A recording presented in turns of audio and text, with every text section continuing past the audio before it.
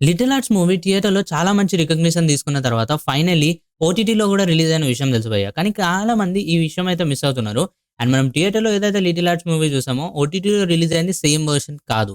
It is an extended cut. మనం ఎలాగైతే 'Pushpa part 2 reloaded' చూసామో సేమ్ అలాగే ఇది గూడా ఒక రీలోడెడ్ వెర్షన్ అయితే ఓటీటీలో లాంచ్ చేశారు. అండ్ ఇందులో కొంచెం మిస్సింగ్ ఫుటేజ్ గూడా యాడ్ చేశారు. సో దానివల్ల మీకు ఏవైతే డిలీటెడ్ సీన్స్ ఉంటాయో లేదంటే కొన్ని లెంత్ వల్ల కట్ చేసిన సీన్స్ ఏవైతే ఉన్నాయో అవన్నీ గూడా యాడ్ చేయడం జరిగింది.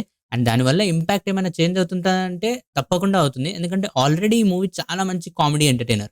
కానీ ఇంకొన్ని అడిషనల్ సీన్స్ యాడ్ చేశారు. అండ్ అవి కూడా డీసెంట్‌గా అయితే పెర్ఫార్మ్ చేయగలుగుతాయి.